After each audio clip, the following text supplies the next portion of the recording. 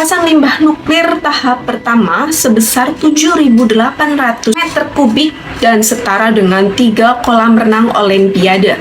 Bayangkan saja, 1 kolam renang Olimpiade aja udah besar, apalagi ini 3 kolam renang Olimpiade. 5, 4, 3, 2, 1.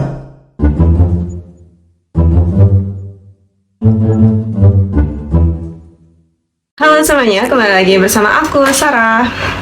Kayaknya udah lama banget ya, kayaknya sekitar 2 tahunan aku hiatus nggak bikin video YouTube karena sesuatu hal. Untuk kali ini aku nggak akan bikin video tutorial make up ataupun video vlog seperti video-video pada tahun yang lalu. Tapi kali ini aku akan membahas dan memberikan informasi yang penting yang mungkin viral di minggu-minggu ini. Kira-kira berita apa aja sih yang akhir-akhir ini viral diberitakan di dalam negeri maupun di luar negeri atau internasional? Mungkin teman-teman udah baca beritanya baik di sosial media manapun, website manapun, yaitu terkait Jepang membuang air limbah nuklir ke laut, tepatnya dekat Samudra Pasifik.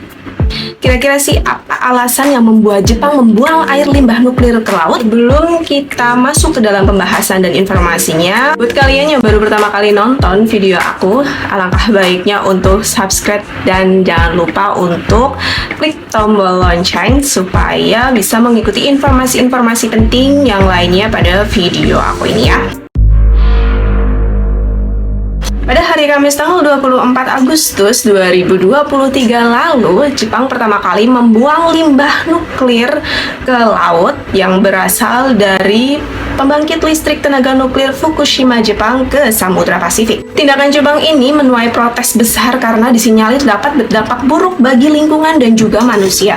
Menurut laporan BBC, sejak bencana tsunami yang menimpa Jepang pada tahun 2011, yaitu mengakibatkan kebocoran pembangkit listrik tenaga nuklir Fukushima. Perusahaan utilitas yang bertanggung jawab atas PLTN Fukushima tersebut, yaitu Tokyo Electric Power atau TEPCO, telah memompa air untuk mendinginkan batang bahan bakar reaktor nuklir Fukushima. Ini artinya setiap hari perusahaan tersebut menghasilkan air yang terkontaminasi ke dalam tangki besar. Lebih dari 1.000 tangki terisi dan Jepang mengatakan membutuhkan lahan yang besar untuk mengisi tangki-tangki tersebut untuk menonaktifkan pembangkit listrik dengan aman. Mereka juga menunjukkan kekhawatiran bahwa tank-tank tersebut bisa runtuh jika terjadi bencana alam. Keputusan Jepang untuk melepaskan limbah nuklir ke laut menuai kontroversi besar-besaran, baik di dalam negeri maupun internasional seperti China yang menentang keras tindakan Jepang. Terlebih, otoritas China menyebutkan bahwa pemerintahan Jepang belum sepenuhnya dapat membuktikan air tersebut aman, terutama untuk lingkungan. Kementerian Luar Negeri China mengatakan bahwa pihak Jepang tidak seharusnya menyebabkan kerugian sekunder bagi masyarakat setempat dan masyarakat dunia karena kepentingan egoisnya sendiri. China juga akan memberlakukan larangan secara menyeluruh terhadap semua produk akuatik dari Jepang. Menurut Bea Cukai China, tindakan itu sangat dikhawatirkan dampak resiko kontaminasi radioaktif yang dibawa oleh makanan dan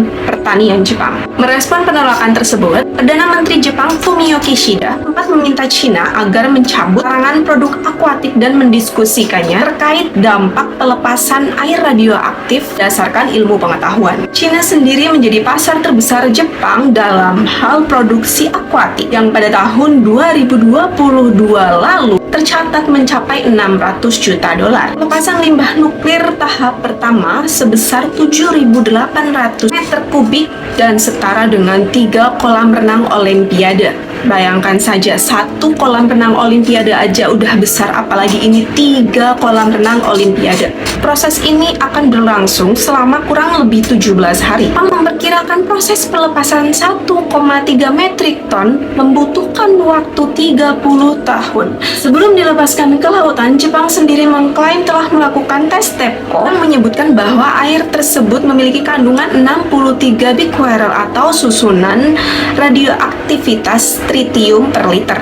Air tersebut di bawah batas air minum WHO, yaitu sebesar 10.000 becquerel per liter. Tritium ini dapat ditemukan di air di seluruh dunia. Banyak ilmuwan berpendapat jika kadar tritium rendah, dampaknya minimal. Tak hanya Cina, protes pelepasan limbah nuklir Jepang juga diikuti oleh beberapa negara seperti Hong Kong, Korea Selatan, dan Makau yang telah mengumumkan larangan impor makanan laut Jepang. Bahkan warga Jepang sendiri memprotes mengenai limbah nuklir yang dibuang ke laut. Jepang mengklaim pembuangan limbah nuklir tidak terlalu berdampak besar terhadap manusia dan lingkungan.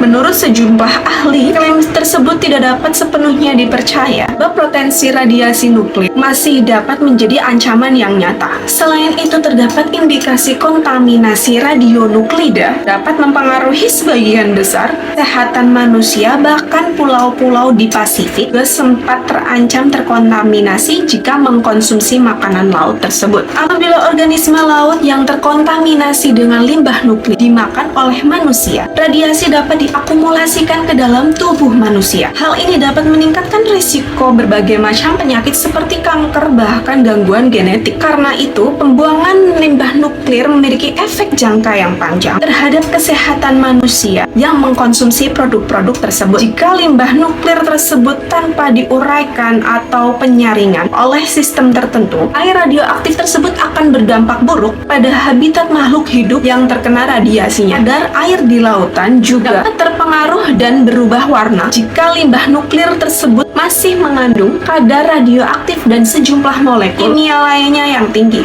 Jika dibiarkan, hal ini dapat menjadi pemicu pencemaran polusi dan lautan. Bagaimana dampaknya di Indonesia? Indonesia sendiri adalah salah satu negara yang berbatasan dengan Samudra Pasifik dan memiliki hubungan erat dengan Jepang dalam bidang politik, ekonomi, budaya, dan juga lingkungannya. Oleh karena itu, pelepasan limbah nuklir yang dilakukan oleh Jepang tentunya menyebabkan kekhawatiran. Namun, menurut beberapa ahli dan lembaga di Indonesia, tidak akan menyebabkan dampak radiologis yang signifikan terhadap Indonesia karena jarak antara Indonesia dan Jepang yang cukup jauh sekitar 5.000 km, serta adanya arus laut dan angin yang akan membawa tritium ke arah yang berbeda dari Indonesia.